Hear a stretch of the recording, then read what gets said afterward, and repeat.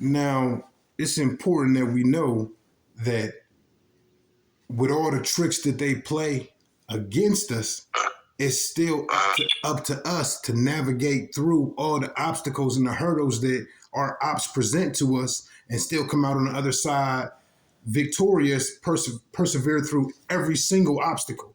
Now, some might say we have done that, but it just don't seem that way. At the same time, we could use COVID, for example. Some people really believe that that was fake. Some people believe that that whole pandemic was just a setup to push the civilized mind state the direction they wanted it to go at the time. What you think about that, yo? I'm semi one of them people. I mean, I know the plan is to dumb down our kids' generation and their kids enough to where the poor and those, because there's no more middle class, the have-nots will stand in line and wait to die. They'll come line up and wait in line to die. And they did their first rollout exercise program with this COVID shit. I'm not gonna sit up here and say the virus ain't real. I'm not gonna sit. I'd be an idiot to say that. But I will say you an idiot for putting a mask on and acting like you're protecting yourself, because the doctor doesn't put them, when he goes to perform surgery, he don't put the mask on to protect himself. He puts his mask on to protect the patient. You get what I'm saying? So all you doing is breathing in. I'm anti-mask. That's one. And I'm shocked. I gotta say this too, bro, love. I'm shocked robbery didn't go up. That's how you know mind control is at an all-time high. Because I know, nigga, in the 90s, if you would have had nigga my generation out here wearing you got it mandatory. Oh, nigga, you better shut down every fucking place with cash currency. And here go the thing, though. They control the numbers. They control what do and don't come out. So how do we know whether robbery went up or down or whatever? How do we know anything? Because it's just what they tell us. Like it used to be. When the newspaper came out, it was a certain amount of propaganda in it, of course, but you actually knew, like you went to school with the journalists who wrote that story and shit like that. You know what I mean? Like you could actually fact check it and all of that. Now it's some person that live 1,000 miles away, don't even speak English, but writing your story that affect your hood online. Like, and that's the narrative that they running with. But check it out. To answer the first question, how do we know? Because, bruh, me and you, we got our ears to the streets. We in two totally different states right now. You know robbery didn't go up. Because all the robbing niggas we know was sitting in the house collecting the fucking free checks. With no need to go rob a nigga. And niggas is so dumb and whack and weak, they were scared to come out. Let's keep it 1,000. Niggas was scared to come outside, bro. I don't think crime stopped at all. That's one thing in COVID that didn't stop. The only thing that slowed down, that slowed down was the drug trade because you couldn't get it in and out as you once did. Man, come on, bro. The robbers wasn't robbing, nigga. They made masks mandatory. I can't say that that's true. Remember, the robbers wasn't robbing. Hold up, let me go. The pandemic was the point where the podcast took off. Internet video took off because more people sitting there doing this on their phone. Absolutely. And robbery videos, you didn't see a lot of them. I didn't hear a lot of robbery. I heard a lot of niggas inside the house doing nothing, collecting free money. With all due respect, nigga, you live in the suburbs, nigga. Ain't nobody robbing nothing in your neighborhood. Nigga, these niggas is out here robbing, bro. These niggas out. Listen to it for a nigga who live in the hood. Nigga. You lying. You capping right now, as they would say. I don't believe you. Man. I know, Frank, think about it, though. Let's keep it 100. If we was 14 and 15, I don't know about you, I'm speaking on me.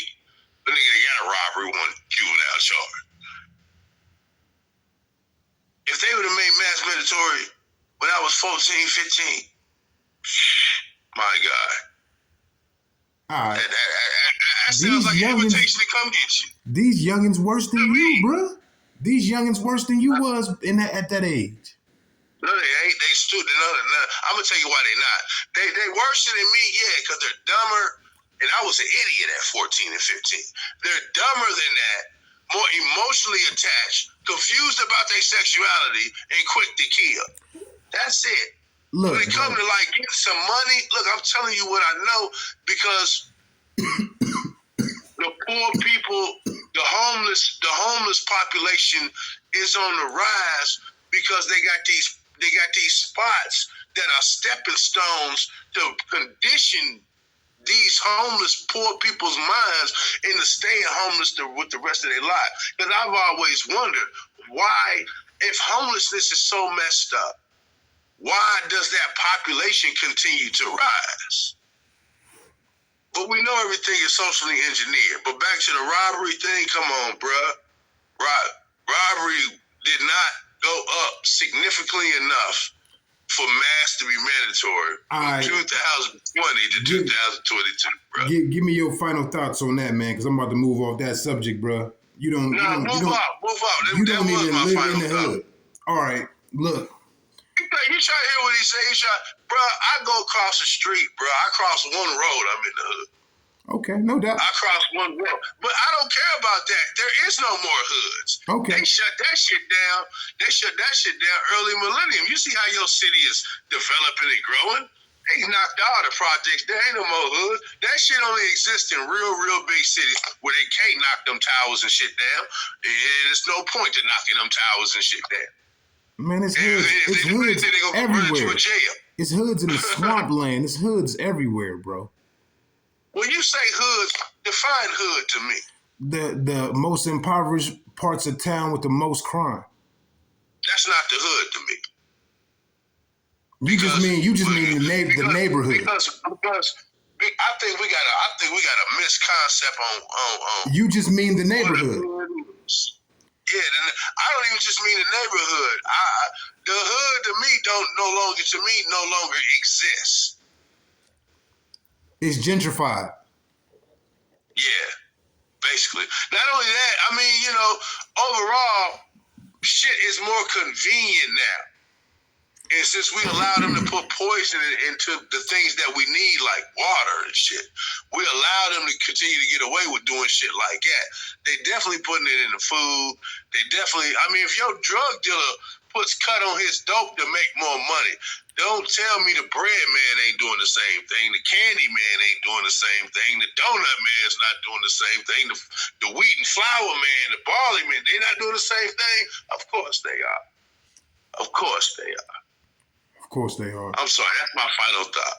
No, check this out, bro. You made a lot of sense. You made a lot of sense, but just to keep the shit rolling, man. You see this nigga? You see this nigga Kanye West done put on a full KKK outfit. Yeah. Hey, hold up. Let me salute that man for putting on the more outfit. See, you niggas always taking shit wrong.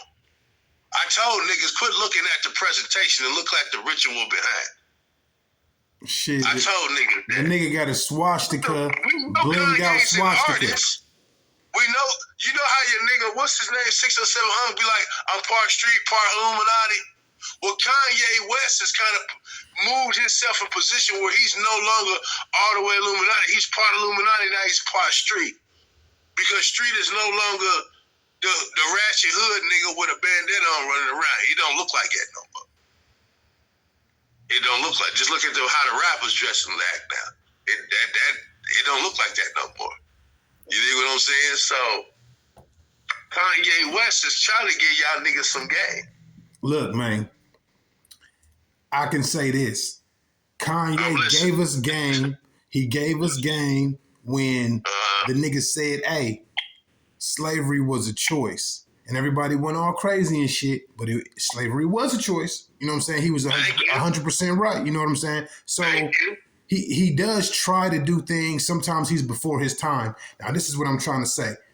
Remember when Kanye came out and that nigga was like, stop saying the F word, leave the gay people alone, stop being all homophobic and all of that. Remember when he came out with like Through the Wire and he was like, that dude? Yeah. Now, Yeah. as he's describing people he don't like, talking about him in a derogatory manner, he talking about him in a derogatory manner, now he calling them F-bombs.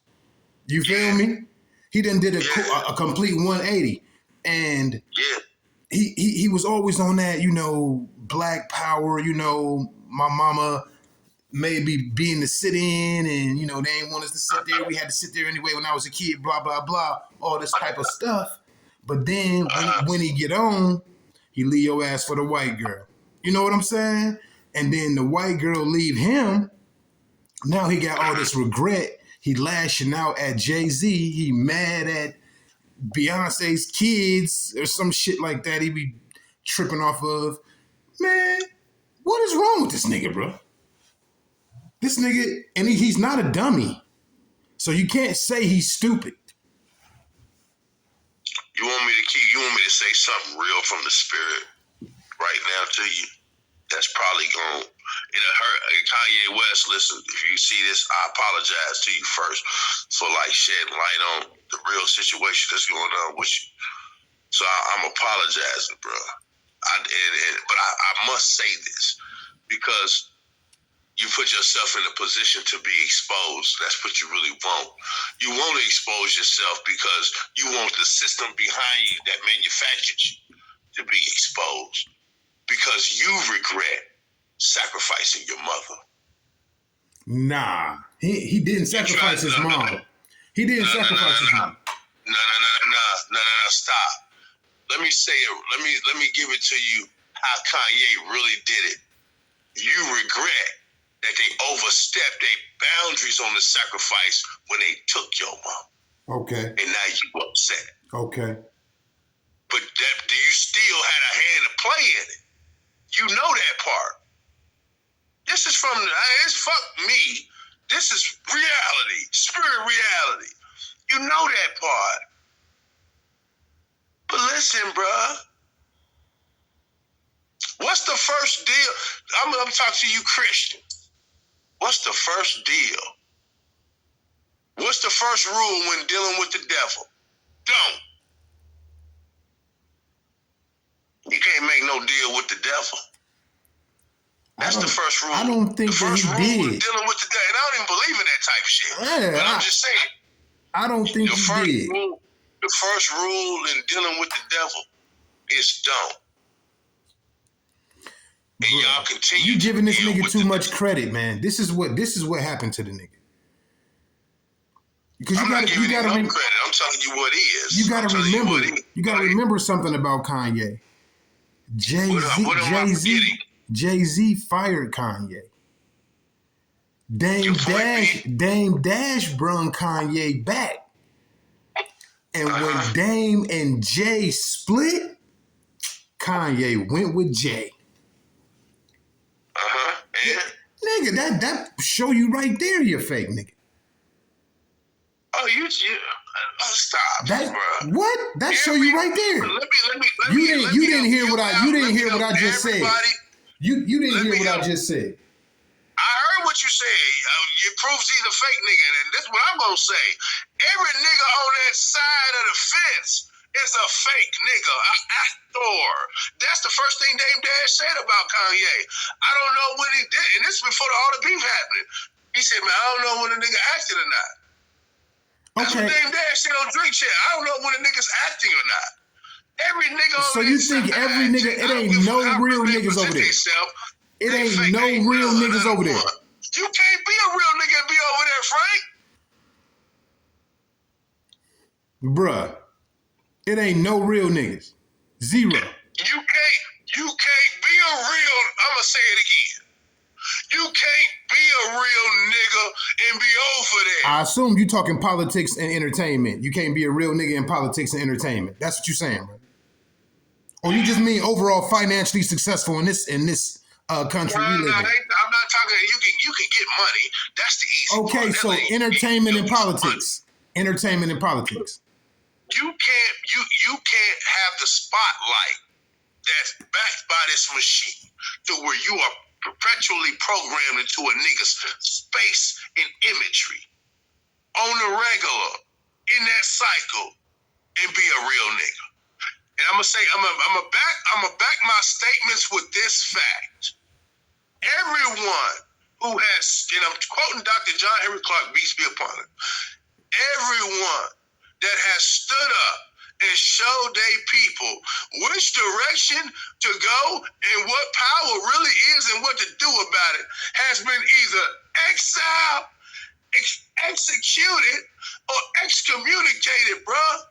Meaning incarcerated. You either dead, jail, or sent off somewhere where you forgot. Now you name me somebody who ain't, and I'll go all the way back to the goddamn 1700s, and I name you a bunch of lists who was. Okay, well, let's discuss. Start with Martin Luther King and Malcolm X. Let's discuss our time now. I'm gonna start with niggas in Haiti. Let's discuss our time right now. You feel me? It is our time. But go ahead. I'm saying, I would say, niggas who not over there. I would say, just to jump it off from the rip, starting with religion, I would say the Honorable Minister Louis Farrakhan, and I would say a large part of his organization, Nuri Muhammad, Rizza Islam, guys like that, solid guys. I would say Geno Jennings. I would say that them dudes over there on his side, Williams and Stan the Man and all them dudes, solid dudes. They not. Hold on. We doing entertainment and politics. No, I know you're doing this, but I want to help you clarify my side real quick, because you misconstruing my side, because you throwing shit in there. You throwing people in there that don't identify with people who was on that side. But they in the public spotlight. These new platform stars. I'm talking about niggas who be on ABC, MTV, BET, shit like that. That's backed by the machine.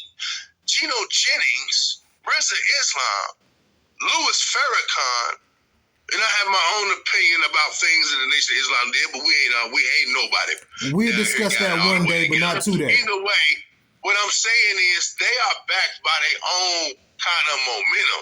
The new platform with this, YouTube, TikTok, shit like that, is putting people in position to appear as if they're like the name somebody, Jennifer Hudson and Kanye West and Eminem's and 50 Cents. Those are two different games, two different sides. Jennings. Okay, let's go to that side over there. I would say somebody who's solid over there is Denzel Washington. Denzel Washington, or See, I can't give you that when you take a role that clearly portrays us fucked up. I don't give a fuck about that you made Malcolm X. As soon as you get, is he solid? Yeah. Do I respect and love how the hell Denzel Washington? Yeah. But it's just part of the warfare, and I'm not blaming them over there. You have to make some compromises. Some have made more than others. But everybody on that side. Denzel Washington don't got he has no smut on his rep. Denzel has no smut on his rep. He got shot in his ass. What you talking about? He got shot. He didn't get shot in the ass. He specifically said he shot me in his ass. No, I'm not saying he didn't literally get shot in the booty by a bullet. I'm saying you saying it like he got shot in his ass. Like, pause. You know what I'm saying? That was the line he said that. That was the line he said that. Oh, he shot me in my ass. That was the line he traded that. Okay. If you want to say that's the worst he got out there, then go ahead. You can have that. If you want to say that's the worst he got out there. Morgan Freeman put the dress on in the Kevin Costner Robin Hood movie. Because I got something worse. Denzel ain't been gay, and he ain't put on a dress. He never was gay as far as kissing a man, but he was gay in Gladiator too. He was gay in that. And I'll do you one better than getting shot in the ass. He got whipped in Glory. And I'll say, hold on, let me finish my point. In Glory, just like Training Day, his character was such a powerful, potent character. Like, even though he got whipped in Glory, he still had the scene that, tear it up, tear it up. Remember, he just dropped that one tear and shit. That nigga was acting so good. And just like in Training Day, he has so many quotables. You know, King Kong ain't got shit on me. Shoe program, nigga. I'm gonna burn this motherfucker down. Like you know what I'm saying? He had way more up moments where he was a manly man than, you know, when he got whipped or when he got shot or whatever you want to try to say, man. He don't got no smut on his rep. What's your point? That's my point. He don't got no smut on his rep. Blatantly. Yes, you do. You just said it. You just said Nah, you just named a new movie where he played a game. I just gave you one where he got shot in his ass. I'm saying that the image, some of the imageries that he's portrayed as to be. I mean, come on, man. You accept the Oscar for Training Day, but they ignore you for Malcolm? They didn't ignore him. He got a nod. He just didn't win. He got nominated. Come on, but they gave. So you saying who? And it's hard to say. This is debatable. Who's better, Ray Charles, Jamie Foxx, or Malcolm X, Denzel Washington? Who's better? The difference who deserves an Oscar more? The difference who is deserves an Oscar more? Well, I'm going to say Jamie, and I'm going to tell you why Jamie, in my opinion, because Ray Charles was there for the making of his film. So Denzel, you know, just had to study Malcolm's tapes and, you know, do some research and stuff like that. He also played him early in his career in the theater. So he had some good background on Malcolm. But Jamie got to kick it with Ray. You know, so Jamie's was better, in my opinion, for the right reasons.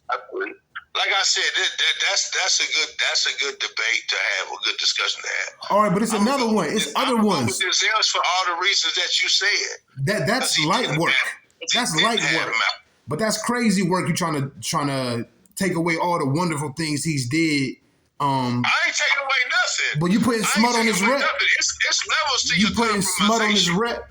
You putting smut on his rep. It's levels to your compromisation. That's my new word, compromisation. You putting smut on his rep. I ain't putting smut on his rep. I'm calling one of his compromises out. All right, we agree. We agree to disagree on that one. I got one more though. What about Todd? What about Todd Smith? Who is that? That's Ladies Love, Cool James. Oh, LL. LL ain't solid. It's LL solid. Dude, he got smut on his rep as far as the industry. Denzel don't got no smut on his rep. But go ahead. What can you say about L? Uncle L. Damn, you might have you one right there. I got more. I can keep going. I'm just trying to see what you got. Keep going. What about Viola Davis? That's on the female side. What about Sam Jackson? Come on, for real. What Sam do? Sam. What about William Smith? Before you want to slap Chris Rock for no reason, what about Will Smith? Will ain't got no real smut on his rep. 6 Degrees? How could you name Will Smith, bro? Stop. We're gonna end that comment. No man has actually ever come out and said anything about Will Smith. No man has actually said Will's my boyfriend or everything else happened. Will Smith, fuck what you talking about, bro, when it comes to Will Smith. 6 degrees of separation. Stop. You keep talking over me. Will Smith's first movie is a movie called 6 Degrees of Separation. 6 degrees of separation. Where he plays a faggot. First off, what the fuck are you talking about? This is how I feel about the F word. I feel like certain words are words that are out there. If I'm saying nigga, I'm saying faggot. Fuck what you talking about. And I hear preachers say it in church, and that's how I know it ain't right. Because I used to say it all the time, and I ain't think nothing of it. And I got a gay cousin and all that, and we real close or whatever. I got gay friends. No, the point I'm trying to make is when I heard that preacher say it out loud in church, I was like, that's not right there. That's a preacher and a man of God, a man who I believe truly love God. The whole thing just didn't sit right with me. So that's why I personally stopped saying it. And I just encourage other people, not just the F word, all of them words that tear people down, bro. I say let's stop saying them because the way that you communicate things to people dictate your relationship and the energy between y'all going forward. You know what I mean? You know what? In the spirit of healing and transformation, I feel you. I understand. But under the circumstances that I see the society that I got to live in every day, it's enough niggas forgetting. I need them words to remain so a nigga can remember the pain. So a nigga can start processing that pain. If we try to bury this shit and just cover it up, I can tell you from an experience, that shit don't never turn out right. It never does. Right. It never does. You got to deal with it. You get what I'm saying? So I feel you. Like, I want love and peace to rule. That would be wonderful. But it don't right now. All right, but we ain't talking about the overall. Look, hold on. Let me finish. I'm going to shut up. And some crimes have been committed that have been omitted from the nigga who is the victim of the crime. You get what I'm saying? Which is my people. Like, I'm gonna say this, and I'm gonna shut the fuck up because I'm telling on myself right now. I wake up every day and wonder why the fuck we ain't taking heads. Every day. That's every day. That's one button. That's a switch I gotta slightly turn off because I wonder why we ain't taking heads. Because they nothing the fuck coming for you. They got you. And we just, okay, I'm cool with it, man. I got Sega Genesis. I got my Xbox, my weed, my drugs, my drink. I'm good. I got TV. I stay on the hamster wheel. Pacified. Why society? Completely pacified. Why society just dies off? I'm sorry. Go ahead, man. Shut up, man, because that hurts, man. That hurt me right there. Okay, so since you brought that up, and it's a very, very potent and honest thing, let's keep it G then. What's the zero solution? What's the very, very first thing we can do presently? What's zero solution? Solution zero. I hear you. I know what you're saying. Bruh, to keep it 100.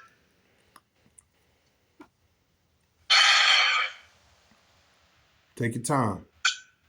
We need to, that's what we need. Shit gotta pause. Society gotta stop for a minute. I mean, trade, I know niggas gotta eat.